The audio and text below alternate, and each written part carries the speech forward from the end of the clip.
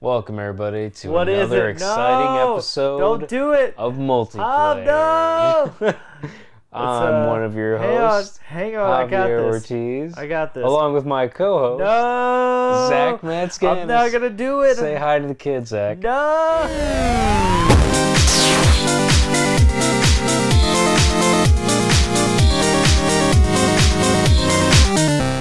Yo! Welcome everybody to another exciting episode of... What are we It's the on third here? time we're doing this. I know, right? Multiplayer. Multiplayer. Nobody's going to see those other two takes. This show is so awesome. By the way, so this is the podcast by gamers for gamers. Said that. Shut up. Do not forget, you can check us out on YouTube, iTunes, Google Play, Stitcher, and Spotify. Yeah, and we're that's also on Patreon. So check out patreon.com/multiplayer. Let's jump into this show. Yeah, let's get it going. Also, did I already say host? I'm Yes, your you did. host, Zach Matscanis, Javier Ortiz. Yep. We've done this 4 3 times. times, 4 times, 5 times a charm. One more time for the kids at home. We doing it one more time? No, we're good. We're good. Let's move on. Let's get to the news. Okay. There's so much news that we need to get I into. think we should do this like 6 or 7 more times. If that's Dude, there's okay. so much news we need to get into. So much has happened this week that. Really? Oh Are yeah, you dude. sure about that? It's a bundle of news. We're just right now. flooding with so much things. So many to stories talk because about. we know that July and August are the peak news months for the Oh, video yeah. game industry. It's just peaking right now. Yeah, it's peaking. That's peaking. You're peaking. Everything's peaking. Pikachu. Pikachu. Okay, so. But we there have is news to talk about. There's a little news to talk about this Yeah. week. We're going to get into all of that fun stuff right now. So, Javier Ortiz, That's my name. Mr. Jumpman Yeah, himself, that's what I do. lay it on me, our first news topic of the week. Okay, so this is kind of like the biggest news of the week because contrary to popular Breaking belief, big news. contrary to popular belief, there's really not that much news this week. But, however, this was pretty big, and I think it's a big deal for gaming in general. Yes. It's Disney announcing a broadcasting deal with Blizzard for the Overwatch League. Yeah. So this deal that just went through means that they're going to... Disney, if for those that don't know, owns ESPN. Right. Huge. The biggest, sports entertainment They also thing in the own world. just everything else. Yeah, at this point, they're going to own the world. It's I like mean, next week they're gonna go ahead and take over Domino's, Pizza Hut's GM better. Motors, G&E. G&E. They're gonna take GMC. over all the public restrooms that are off the highway. Yeah. They're gonna take over your dogs, your cats, your grandma. Yeah, I all mean, that. they basically own everything, and why not add this to their repertoire? Why not? So this deal means that they're going to be able to broadcast over ESPN, ESPN2, Disney XD, and ABC, because they own ABC as well, and ABC streaming Family. services. Don't ABC forget Family. ABC Family. They still exist? Remember when it used to be Fox Family? Remember Was that a thing? I don't remember. Oh, that. it used to be Fox Family. You know why? Because they used to give the Mega Man cartoon.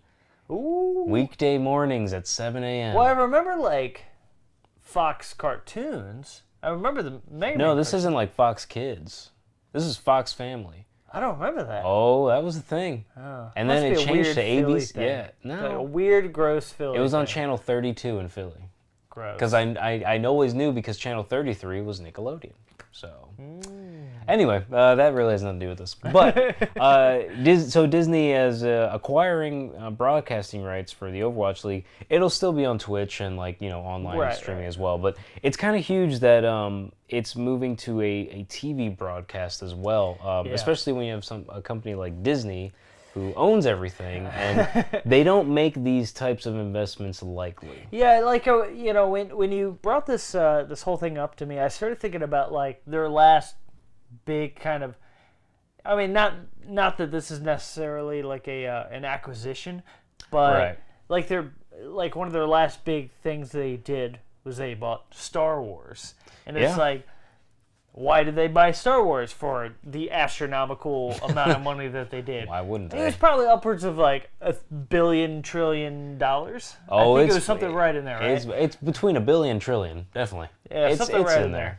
And a skrillion. Yeah, skrillion. But it's like, obviously they made that purchase because they knew how much longevity the Star Wars series still kind of had, Yep. and how much of just a money-making machine it could be. Yeah. And obviously, you could tell just by every movie that they just are cranking these things out now. Just year after year. They're milking it like crazy, and I mean it's making money, except for the last Solo movie. It didn't make as much money as you think it would have. Yeah, that was like the biggest tank. Yeah, but they're still gonna So it's like you think about like obviously Disney's a smart company. Oh yeah. That's why they own everything that makes money. So you think about something like that, and the fact that they now have the rights to kind of broadcast Overwatch, and it's like clearly they're kind of seeing where the industry's going. Yeah. And that's it's like I know we've talked about this a lot on the show. Sorry if you listened to the other episodes. We're sorry. Wait, talk about what? Just like just esports in general. Oh yeah. And kind of where it's going. Yeah. And just these stories like this sort of hit home exactly. How big of a deal this is. Yeah, yeah, absolutely. I mean, it's one. I think it's smart because the times that the Overwatch League plays is, I think, between West Coast time is between 2:00 and they end at 8 p.m. I believe is usually when it goes.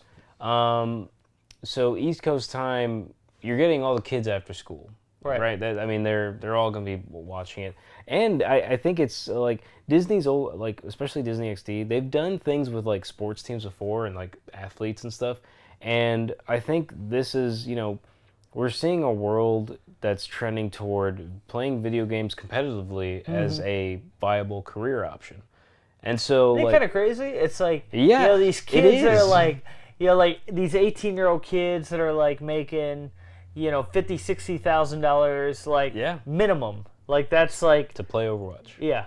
But I mean, crazy. It's not different than real sports. No. Real sports, like the NBA, they have had players come out of high school and they're making millions of dollars playing basketball. Like it's the same thing. Yeah, I was watching there's a Netflix series. Sorry, Netflix, if I get this wrong, but I think the show is called Explained, and they go through a little bit of everything. Like I started off with like an episode about like explaining like UFOs and stuff like that, and then there's like an episode explaining like the stock market, and then they had one on esports, and it was like a pretty interesting episode where they were just explaining what esports is and kind of where it's going and all that, and there's this stigma with esports still, at least within like I would say an older generation. I think the like millennials and stuff, the younger generations get it, because they grew up with that stuff. But if you didn't grow up with it, it doesn't make much sense. Where it's like, oh, that's not a sport. It's not a sport. And the show brought up like a good point where it's just like, so would you call chess a sport? Would you call? I think the big one for me was actually like NASCAR and like racing. Would you call racing a sport? Sure. I mean, you're sitting in a chair. Yeah, poker. World champion like, poker. So we're in this world now where it's just like there's so many different variations of what a sport is. From things that are a little more on the athletic side as far as stamina and all that. Basketball, physical baseball, attributes. But then you have things like that are a sport of the mind, sport of the reflexes. It's like poker, chess. I think kind of racing and NASCAR and all that kind of stuff sort of falls in there. ESPN broadcasts spelling bee championships. I know, right? Like that's a sport. It is. It's a competitive activity. Yeah. And esports is right up there with something like that. So it's like, we're slowly getting into a world that's sort of more accepting of what like esports is and I I'm so happy for something like that. It's about time. Like, I know it's like, dude, I think about esports and like I think about how cool that world is. Like, as far as like, sports are fun. Sports are great. It's like, you have, we just had the World Cup and all that kind of fun stuff. But it's like, it's like that's just a bunch of dudes kicking a ball around. But what if a bunch of cars kick a ball around? Or like, what if you had a dude with a jetpack in space just blowing people away? Or it's like there's so many more options for like what you could do in an esport. It's fantastic. Like it's funny to just sort of think about. Like I even think about like even a game like Unreal Tournament where within its own world is supposed to be like kind of a sport. Yeah. It's like you could turn that into an esport where it's like you don't have to actually kill people in real life. You could just have like these it's insane the power of imagination characters, exactly, sort of jumping around. You're living this weird surreal life where it's like these fake characters are now like, like these lovable characters or something like Overwatch, Right. They're jumping around and doing all this cool stuff and competing against each other. And it's like that's a cool world to live in. Yeah, no, it totally is. Yeah. Yeah, and I think another thing about esports that's really cool, and it's not like any other. Well, I shouldn't say not like any other, but at least not like the 4 major sports here in the States: basketball, hockey, football, baseball. Croquet. No. Croquet. Badminton. God, you disgust me. Staring at a blank wall. That's a good one. That's a good one. Technically, like esports doesn't really have like a. Obviously they recruit the best players that they can find. Yeah. But they are not. The league is not like gender restrictive. It's technically not like age restrictive. Like there's an esports team I think in like Denmark or something, and they're all like 60+ years old. Whoa, really? Yeah. I kid you not. Yeah. I'll have to look them up. That's a thing. I don't know anything about them. Yeah, I forget their name, but they're a competitive team. And look, they're not like winning all the tournaments or whatever. It's because they're old. Well, I'll crush them right now. Well, we don't know that. I mean, they're good enough to compete on the competitive level.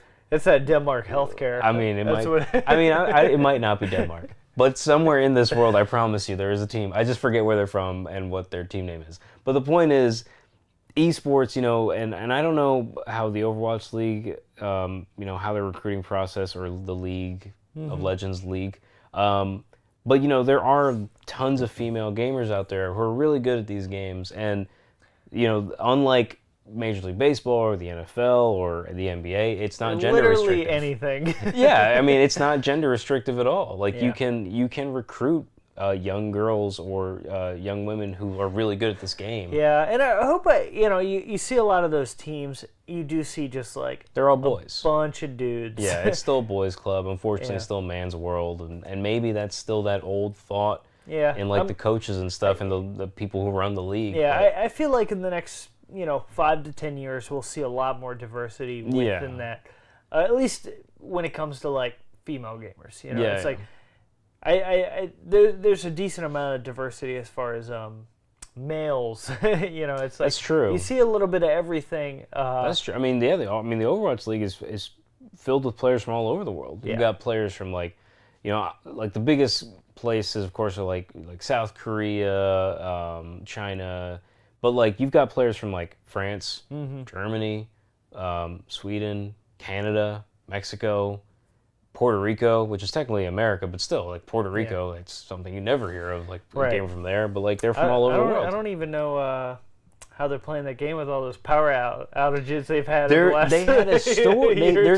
There's a story. I think he's on the LA Valiant or the Gladiators. I think he's on one of the LA teams. But he's a kid from Puerto Rico who went through that. Who went through like the power outages and still managed to find a way to practice and crazy. Still found his way on a team. I'd love to hear that whole story. Yeah, no, that's an interesting one. Oh no, yeah, that totally happened, and it's incredible. But yeah, I think it's got a really bright future, and it's just as soon as like this old mentality thought is just gotten rid of, where it's like, oh, you're just playing games, or like, oh, your kid's on your computers. When are you gonna get a real job? Yeah. It's like, I refuse to use email because I think it's better to write letters. It's like, all right, Grandpa, enough with your non-computer self. Like, I do have a couple statistics I wanted to pull up really quick that I thought were pretty interesting. So numbers. I know, right? Numbers are like the best thing ever. All right, nerd. So this is from Your phone. This is from my phone. Oh. This is from Fool.com. Apparently I'm getting fooled. So there's a couple statistics. So from Fool.com, we got right now the biggest title in esports is Riot Games. League of Legends. League of Legends is putting up massive viewership numbers. Last year, 43 million people tuned in to the League of Legends Championship, with peak concurrent viewers coming in at 14.7 million. To put that latter figure in perspective, peak concurrent viewers for the record-setting Game 7 of last year's NBA Finals were 44.5 million. So that's the record for the NBA. Yeah. So that's 1.5 million less than the best NBA number. That's one major city. Yeah, exactly. That's exactly. Yeah. That's I don't know where they're getting that number from, but I'm not sure if that includes things like, you think about China. China obviously is astronomical, but they're kind of like their own little bubble in a sense. So it's like, I don't know if numbers for something like that includes China, but that is an enormous demographic for video games. Yeah, I mean, I don't know. Yeah, I don't know. I can't. I'm sure it doesn't specify, but that number is still legitimate. Yeah, because it's peak viewership, which is huge. And if that's the record for the NBA and it's only like 1 million more, I know the NFL Super Bowl is usually around 100 million, over 100 million. We'll be there in 10 years. It's getting there because one, I remember last year during the league tournament, there was one of the guys from my job, he was watching it on Twitch, and it's amazing. The opening ceremony they do, it's crazy. It reminded me of the Olympics. It's a big, just epic show, and it's crazy pyrotechnics and a light show and singing and dancing. It's huge. I mean, it's like the Super Bowl. And, it just shows you, this stuff is taken really seriously. Yeah. And with good reason. When you have that many viewers for League of Legends, it only makes sense that, companies like Disney get in on the ground floor where they're like, this is something. Yeah. This is clearly something. It's like you look at the numbers alone, it's like, yo, this is just going to get bigger and bigger. Yeah. We're in the infancy of what esports is ultimately going to be. And it's like, if we're at 43 million right now, think about it in 10 years. It's like you're gonna that number is just gonna go through the roof. So it's like people like Disney, which is also ESPN and whatnot, just kind of taking notice of this kind of stuff and just doubling down. Just like, yo, we're gonna buy the rights to view your stuff. We're gonna just put a bunch of money into you had mentioned ESPN has an esports section on their website. They're there. They're putting in that footwork of these kind of early days. We're still kind of in the Wild West a little bit about sure, because everybody another thing that the Explain show kind of talked about that was very different between things like the NFL, NBA, and esports is with esports, you have all these different games like League of Legends and Overwatch and all these, but they're all their own league. They all within the esports world, you have these little bubbles where it's just not only is Blizzard making Overwatch and adding, all this content, month over month, but they're also creating their own league. Yeah, with their own rules and their own commentators and their own stadiums and all this crazy stuff. It's they're setting everything up themselves, which is kind of crazy to think about, Yeah, I mean, it's basically they invested in themselves. Yeah, they bought a TV studio and remade it, repurposed it as their Blizzard arena. Yeah, they're broadcasting all over the world now, and this is their inaugural season. So who knows? Maybe next year the teams, because they're different cities across the states, and including like London and Shanghai as well. So who knows? Maybe next year they'll have like home arenas. You know, maybe the San Francisco Shock will have their team based in San Francisco, and they'll rent out whatever the stadium is out there for like where their basketball team plays. Like, you know, I could totally see that. I mean, especially if it brings in the money, why not? Yeah, I think it was. I can't remember the exact example they used on the show, but it was something. Basically, it was like it'd be like if like let's say the LA Lakers were like, we're gonna create like our own. You know, we have our own stadium, but we're also gonna like create our own network. We're gonna create they just decided to make their own little bubble. You know? And it's like, this is our own little world. You know, we're gonna broadcast it ourselves. It's like, you know, they're doing everything themselves without the NBA. It's a weird Wild West world. Well, an example that the New York Yankees, they have their own like broadcasting like television station. Right. It's called the Yes Network, and it's strictly Yankees. Like it's all Yankees. Like, I didn't know that. Yeah. They broadcast their own games, and it's just, you know, they have whatever shows about the Yankees. I guess it's just kind of like that then. Yeah. I mean, so we're already seeing it happening, and honestly, like speaking of the Lakers and like why this is like so big. First off, I don't have the exact data in front of me, but why not? Well, because I just thought of it.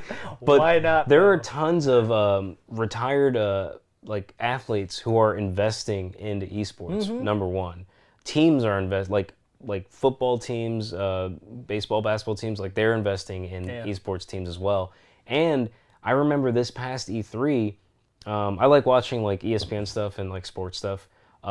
There's a guy who used to play for the Lakers. His name's Luke Walton. He's a Hall of Fame basketball player. He played with the Lakers years ago.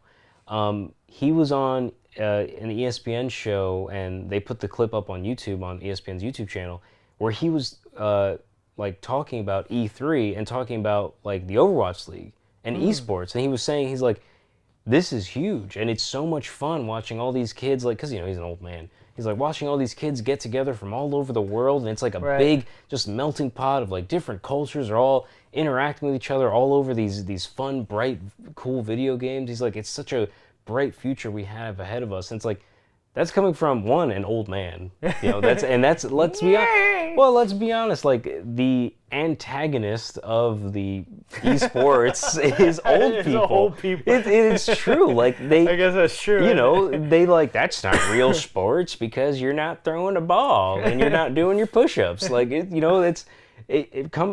having this come from a Hall of Fame basketball player from like the 60s and 70s and like promoting it, like it just shows you.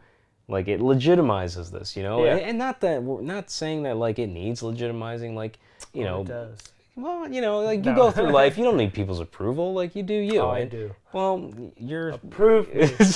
Like, subscribe, please. But, I mean, it just shows you, like, how much it, like, matters, you know? Yeah, and, like, for sure. It's having an impact, an immediate impact. Yeah, it's pretty much just, like, every person...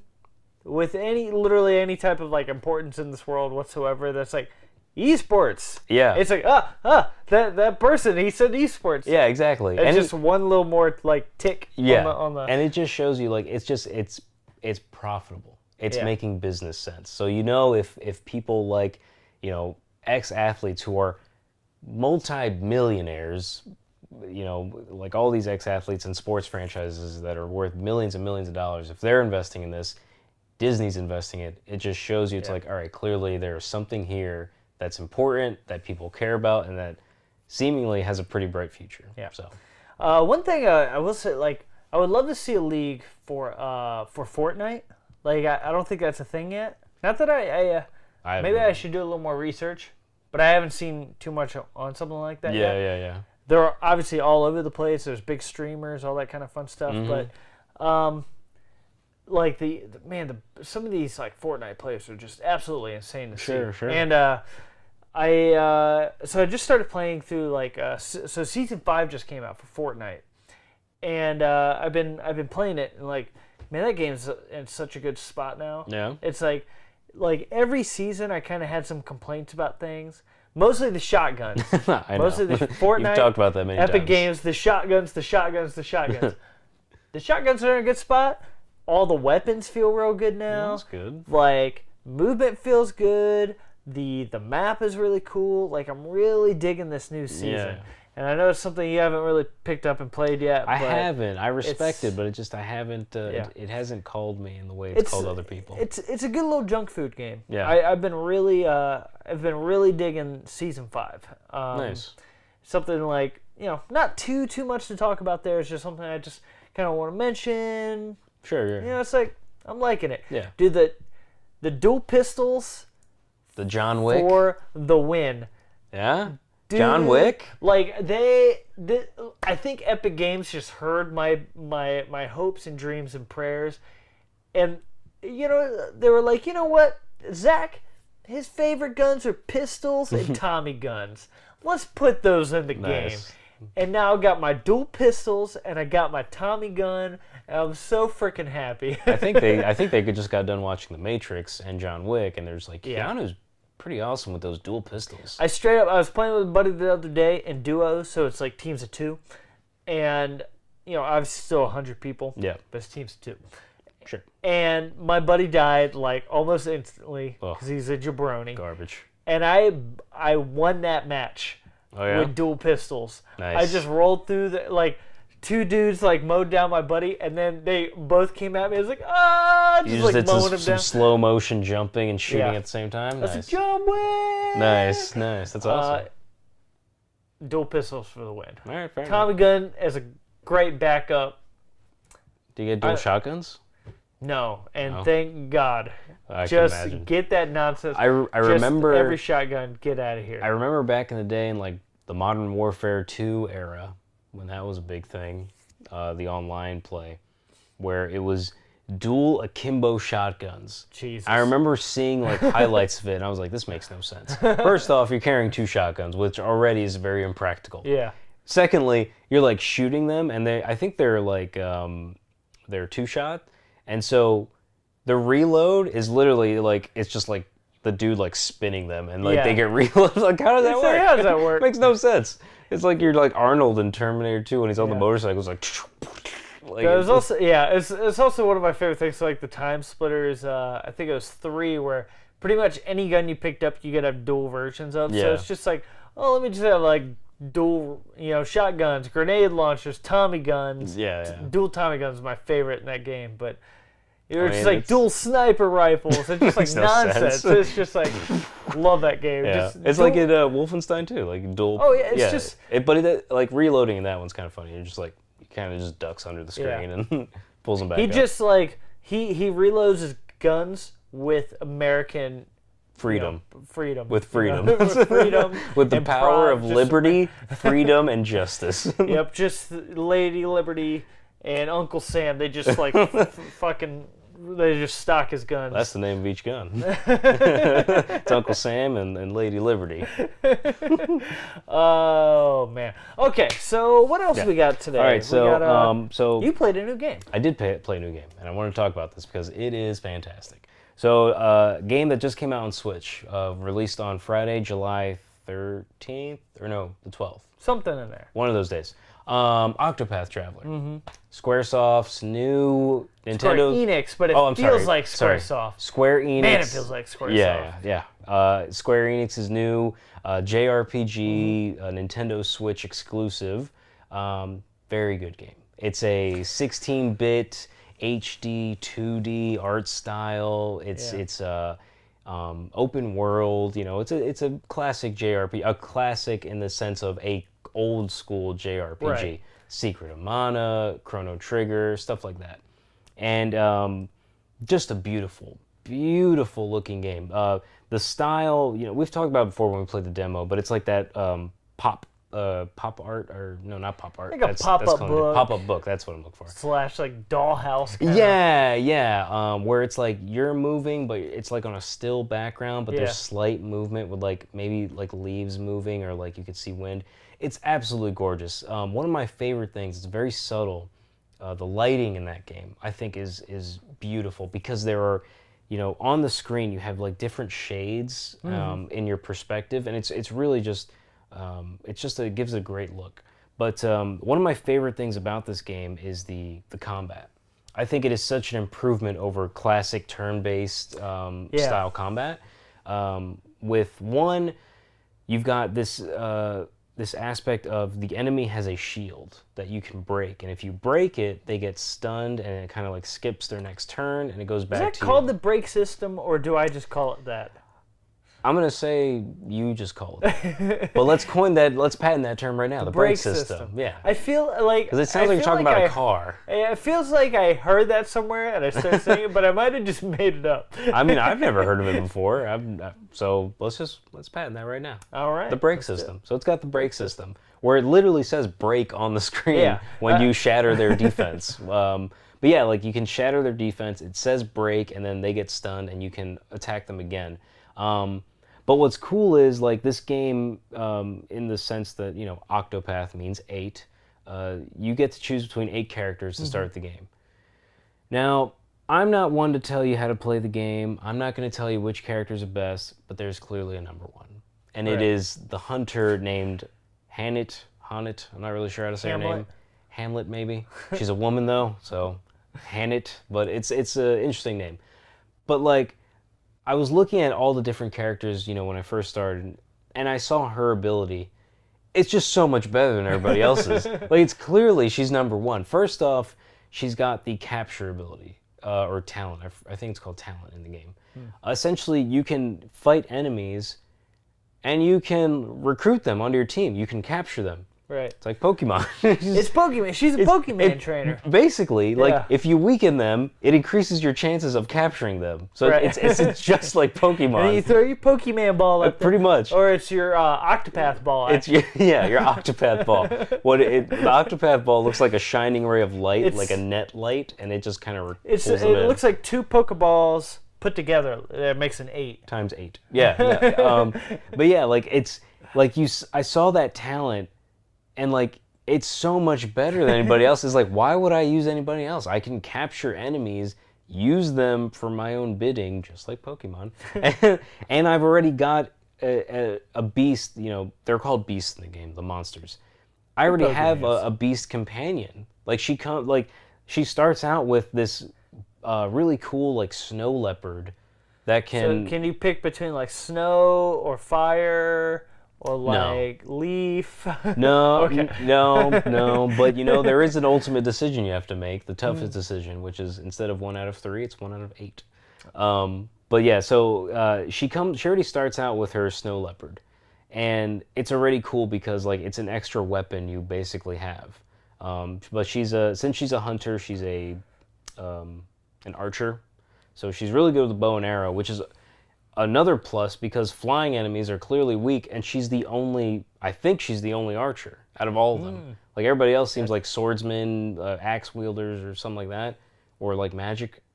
Right. She's the only one that uses bow and arrow. And like one of her specials is like a rain of arrows that hits every enemy. So it's just like, it's doubly effective against... It's Pokemon. It's double effective against flying types. It's super effective. Pretty much. But like she just seems like such a clear choice as the best character to start out with. Right.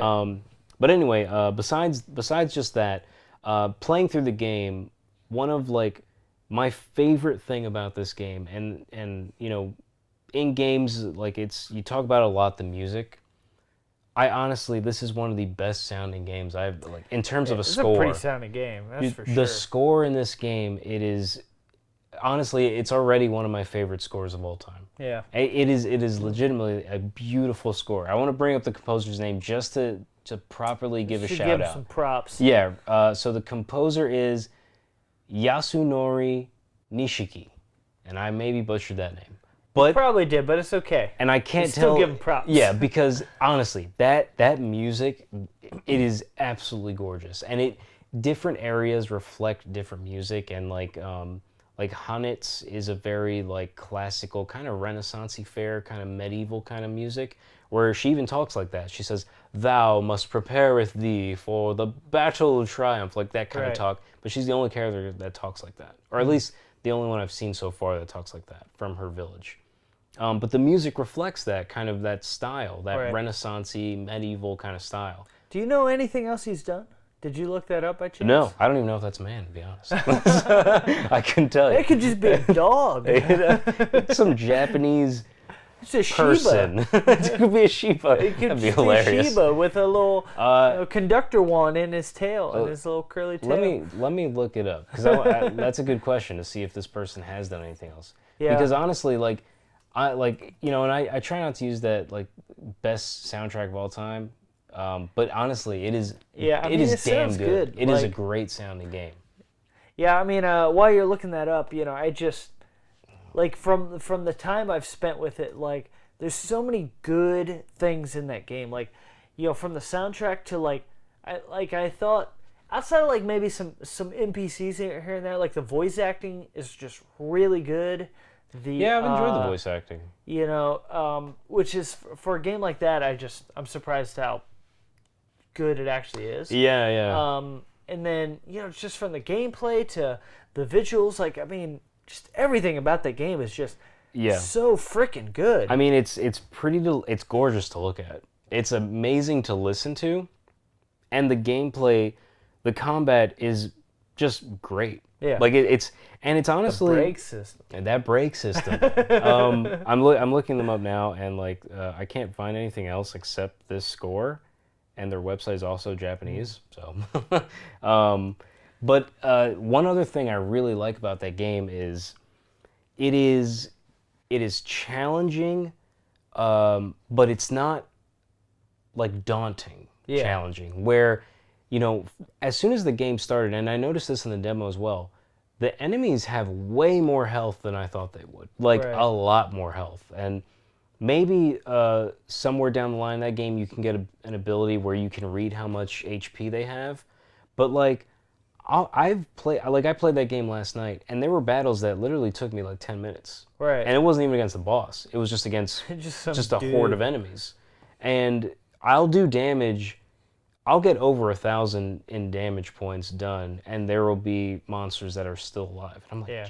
how much damage do you take? Like, it's so much. Yeah. But like, that's where, strategically you have to use the brake system. You have to know which weapons to use, because certain weapons are weaknesses to certain enemies. So you have to like kind of experiment as well. Yeah, which is actually another thing I like about the combat in that game, where you don't necessarily go unless there's I can't remember which character it is, but has like an ability to read the enemies and sort of like, so you'll know like what weaknesses they have. But it's like a lot of times if it's a brand new enemy, you're just kind of guessing. It's just like, okay, what are you weak against? And you like take a couple turns, like, okay, spear's not doing it, sword's not doing it. Right. Maybe it's Axe magic or or whatever. And it's just like, so you try a couple things, you find that weakness finally, and it's like, okay, well, let me just like really push that now. Yeah. And then you finally break them, and then you take all your characters and just kind of Right. And you have like, you have this, I forget what it's called, but it's also got like a level up for each attack. Like each turn you get like an extra point, I'll say, and you can do like more burst damage at once, where let's say it's been 4 turns and I haven't used any of my like 4 extra points. I really forget what it's called. But like, it's the brake system.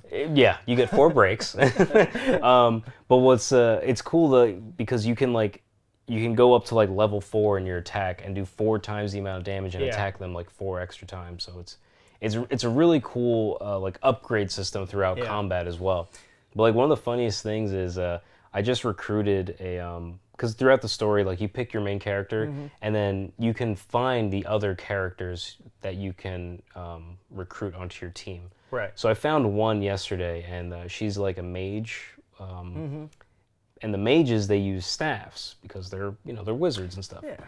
What's funny is if you don't use magic attack, it's like you're hitting them with a stick, because you're hitting them with your staff. And some enemies are weak towards staffs for some reason, but not to like a sword. Sticks. Yeah, pretty much. Get that stick away from me. Yeah, it's like, sword, I could take that. A stick, But yeah, I thought it was kind of funny. But yeah, no, that game is it's honestly like, it's super fun. I'm only like 2, maybe 2.5 hours in, so I haven't done a crazy you haven't lot. done anything. I mean, it's like a 60-hour game. I know, but that's the thing. Like that game also encourages just traveling. Like I also spent a lot of time just in the forest, like in between like cities, just like doing combat and exploring. And honestly, there are areas that I like to like, you know, just test the waters, see how it is.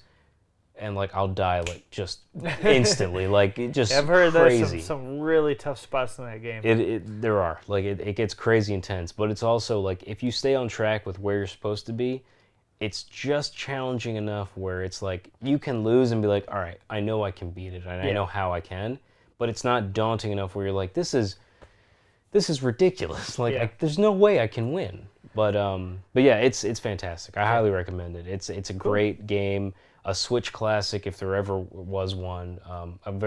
If you love classic JRPGs like Chrono Trigger, like Secret of Mana, just that old school Squaresoft feel. Honestly, before that Enix just creeped in. I like Kingdom Hearts, but no, the game is truly just a super fun game, super pretty to look at, and just super beautiful music to listen to. I'm sure we're gonna have a lot more to say about it within the coming weeks. Yeah. I mean, I'm gonna keep playing it for sure. So kind of moving on a little bit. I think we got one or two more things. I know Mike's already kind of yelling at us on time here. Yeah.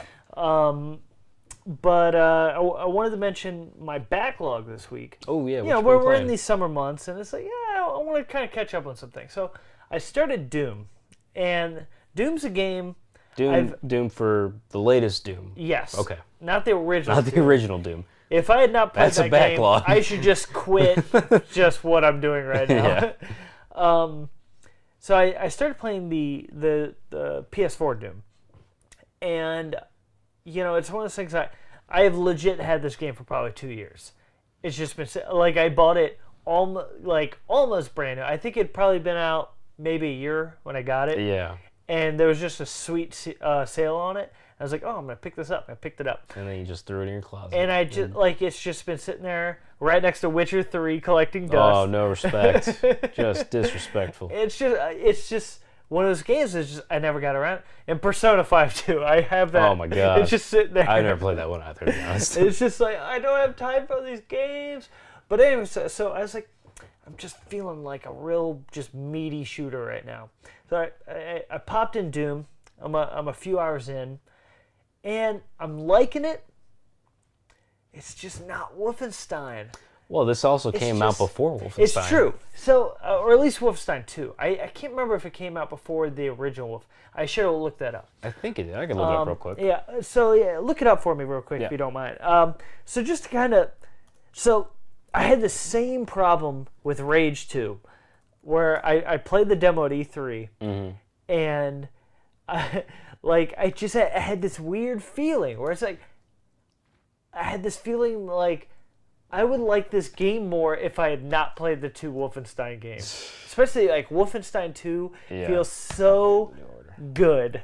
No, it does. It feels so good. Like, it feels like it's one of those games when you get a weapon in your hand, you feel that weapon. Yeah, know? no, I believe I know what you mean. I wish I know how to program a game, because I wish I knew how to give a feeling to a completely fake digital object. Sure. But there's so much just oomph. Yeah. And everything in the Wolfenstein games, like from the melee.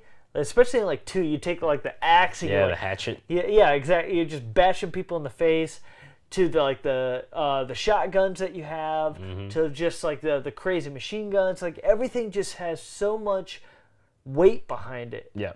And Rage 2, I don't feel like did the same thing. Not and obviously Machine Games did Wolfenstein. Right.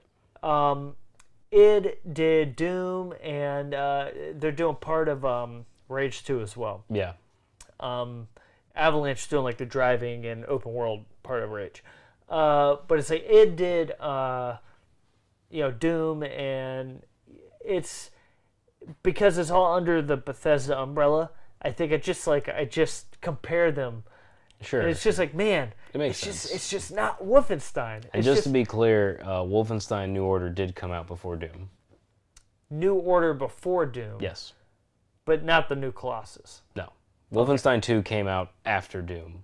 Cool. Yeah. So, yeah, it's just one of those things, like, and I haven't played the New Order in a minute, so I can't compare those, but man, Wolfenstein 2 is just burned into my memory as, like, just such a freaking good game. Yeah, no, I mean, it is one of the better FPSs ever made. Yeah. And it's like, Prey is in the same boat, where it's just like, I was playing Prey, and I was like, it's just not Wolfenstein 2. Like, the weapons, like, the melee, like, nothing just feels the same. Yeah. It's just, and I know it's like, that's Arcane Studios, which is the Dishonored guys. Mm-hmm. And, but it's still under that, like, Bethesda umbrella, so it's just like, it's just not the same. And it's almost like Wolfenstein 2 is so freaking good, it's ruining this game.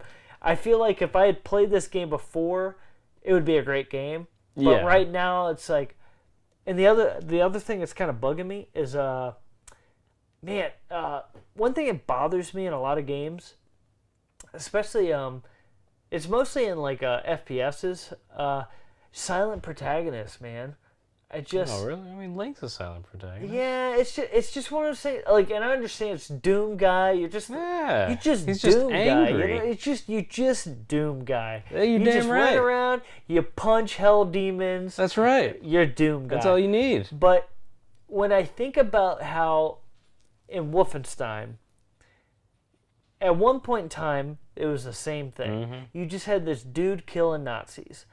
And then they took that character and did so much with him. They gave the treatment. Exactly. And it's like, I think about Doom, and obviously it's a different kind of game, but it's like, man, if they had tried to kind of go that same route almost, what could it have been? You know? I don't know. I don't know. Yeah, I mean, I don't think about that when it comes to Doom. I don't know. I feel just Wolfenstein 2 is just too good. Yeah, but I think that's different because the setting is so much different.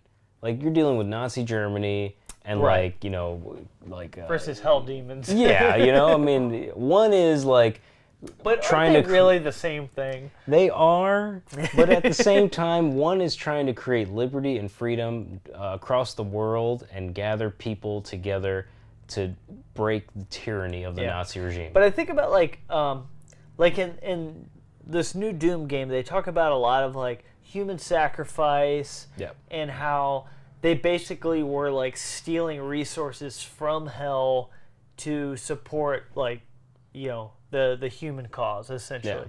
And it's like, you could keep taking that a step further. It's like, was this worth it? Was it not? Like, I already think that's a dumb idea, though. I don't know. It makes no sense. I mean, nothing about Wolfenstein makes sense in a lot of ways. It kind of does, because that's taking what we know about Nazi Germany and, like, seeing what could have happened if they won. A lot of that stuff that's in Wolfenstein is historically accurate in terms of, like, what they wanted to accomplish. Sure, yeah. Doom is, you know, we somehow have a portal to hell and we're using resources from hell. I'm in a weird spot. I want to really like that game, you know? And I think just Wolfenstein 2 is just so freaking good. It just ruined Doom for me. I'm going to keep playing through it, and I hope I like it better. That soundtrack. But the soundtrack's dope. It's so metal. It's like, I've been playing it with my really good headphones, and just the whole time, like, it doesn't stop. Yeah. It's just like, it's just, it's like you just want to, like, I almost just want to work out at the same time. Yeah, like lift weights and bash skulls in. Like, it just, if I could get some, like, hand weights, or, you know, on my PS4 controller, I'm just like, just get extra veiny and just time to kill some demons because I'm Doom guy. And then I just, at the end of the day, I'll just kick my TV over, break that. Yeah, you know, that's pretty much how it happens. Yeah, that's what happens when you play Doom. Yeah, so, you know, it's like, I think I would have liked it a little better a couple years ago. But, man, Wolfenstein 2. Oh, man. That game. So you start talking about Doom and you end up on Wolfenstein 2. I can't help it. Yeah. I did the same thing with Rage 2. Like, they wanted, like, feedback. And literally every part of feedback, I was like, it's not Wolfenstein 2. Yeah.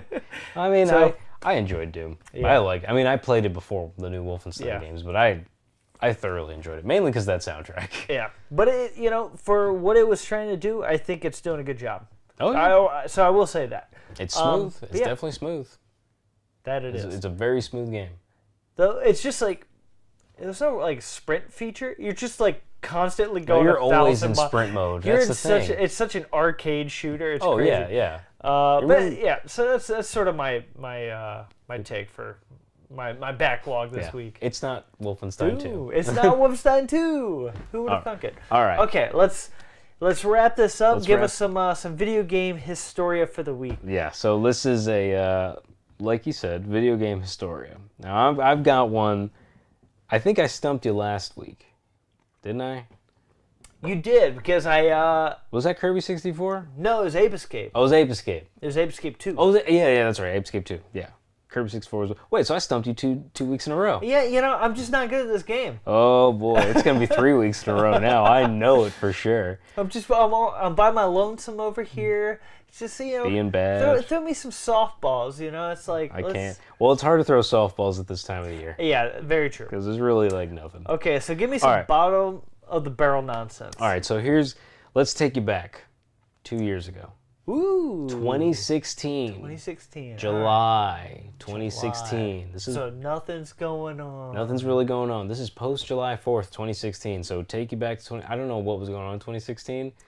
It seems like not too long ago, but it's just We still had an okay president, right? I think so. It's who knows what's Who happening. knows? It seems like a lifetime already. I know, right? Okay, so taking you back 2016. I'm giving you a licensed IP. So you're Okay. dealing with characters that you know and you love. Wow, licensed IP Oh yeah. in 2016. Yes. Ooh. This is a game based off a recently released movie of a geez. licensed IP. And what makes it significant, it's a VR game. Ooh. Yeah, this is a VR game shut up, cat. Based off of a licensed IP of a movie that was just released that same summer, which I'm 100% sure you didn't see. I'm probably not. But I know I saw it. Oh gosh. Yeah, that's right. I can. I feel like I'm totally not. I'm not even in the right mind. Let me give you the developer. Okay. Sticky Studios. Oh, still don't know that. Nope. I knew you wouldn't. Sticky Studios. Sticky Studios. Oh, geez. Sticky Studios. It's a first-person. Well, I'm assuming all VR games are first-person, I guess. First-person shooter. Well, not necessarily. That's true, but it's a first-person shooter. VR game. The setting that it says here is fantasy. I use that term loosely. But it's a licensed IP game based off of a movie that just came out that same summer. In fact, let me pull up the exact release date for that movie. See, I feel like I want to go the route of like a... August 5th is when that movie came out. And this game for it came a month beforehand.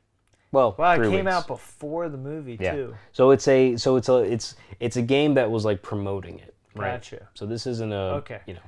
So it says it's a fantasy game, but I feel like maybe it's more of a sci-fi game. Yeah, I mean, I guess. I guess if you want You guess. to. I mean, we live in a world where there's so many genres that just blend together. Right. I'll tell you what, though. I'll give you a major hint Please. of the movie. Please. The movie is an Academy Award-winning movie What? that nobody likes. Oh, jeez. Yeah, this movie won an Academy Award Wow. for a weird department, but still won an Academy Award. For a weird department. Yeah, but a lot of people didn't like this movie.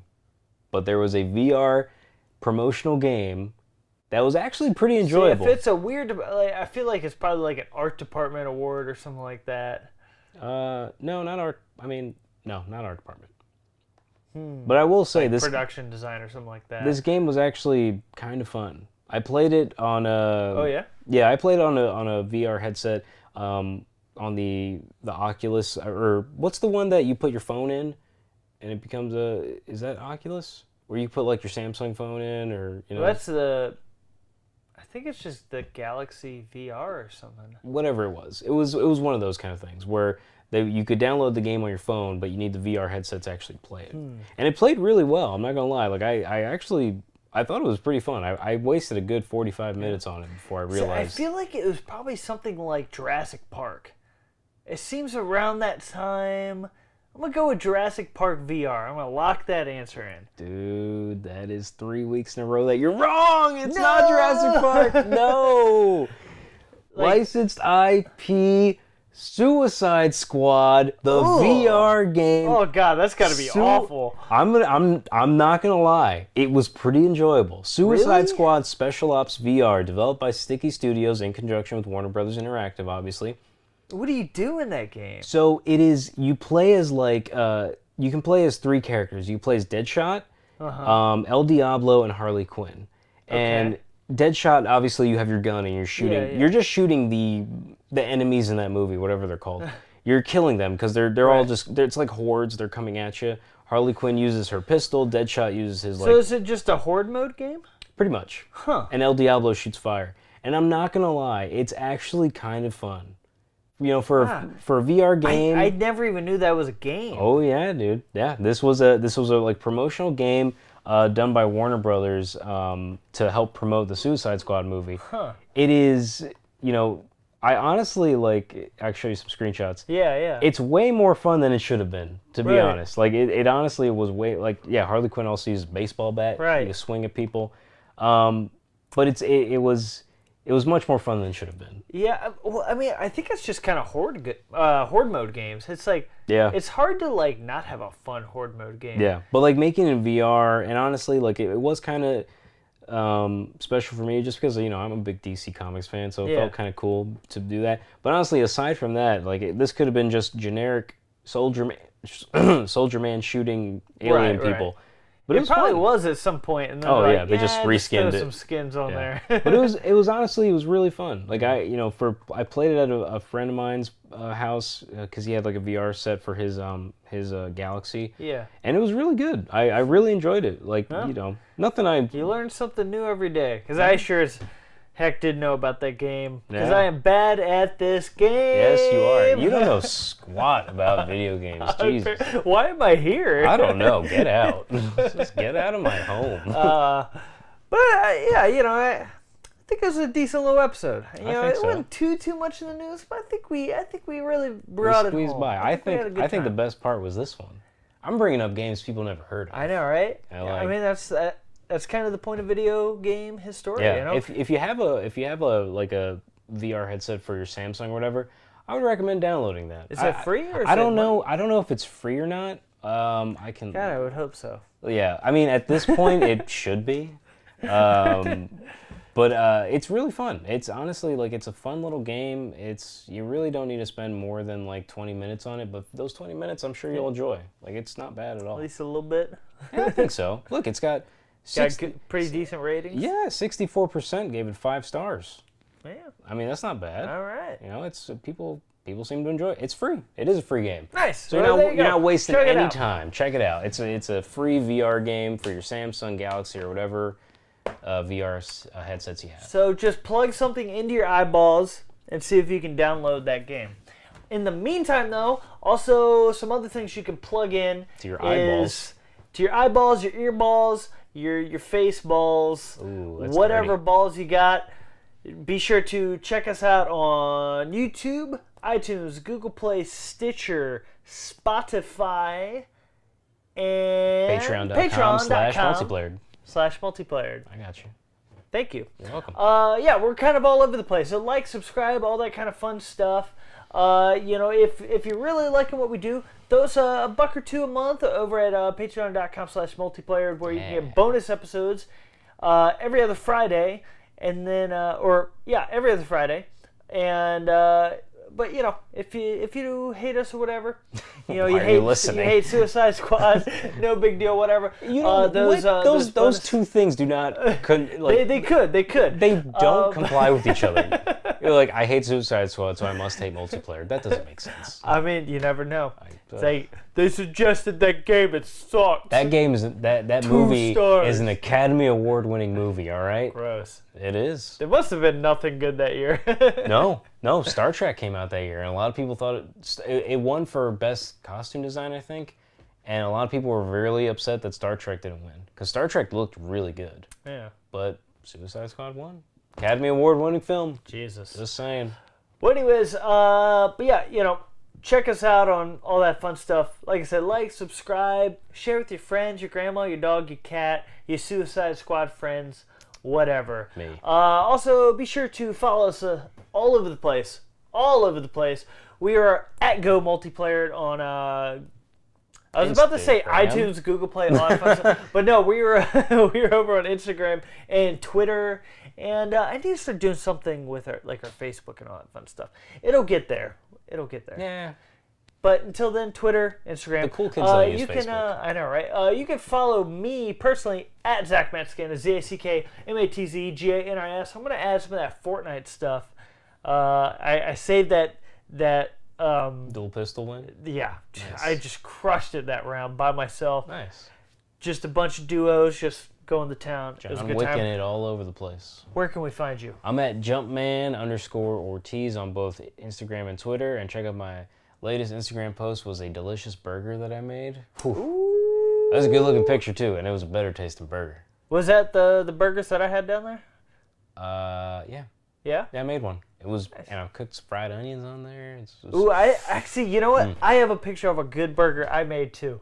So you know what? Let's just post burger posts. Ooh, let's do a burger versus burger post. You can do that. You can do that easily. I would need a better angle because you can't really see the burger. You just see a lot of fried onions, lettuce, and tomato. The burger's there though. It's just it was delicious though. I can promise you that.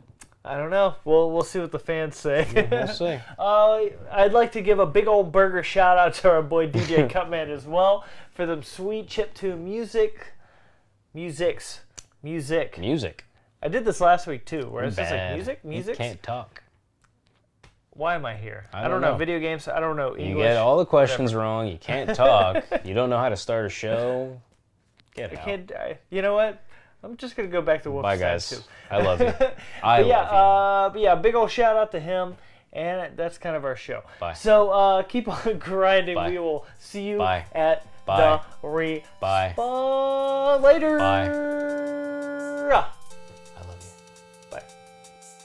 We'd like to give a big old special thank you to Jaden Lawrence, Arturo Madeira, and Murcha Dan Kropatariu. If you want to receive shoutouts like these awesome, beautiful people, be sure to check out our Patreon at patreon.com/multiplayered. See you next time, players.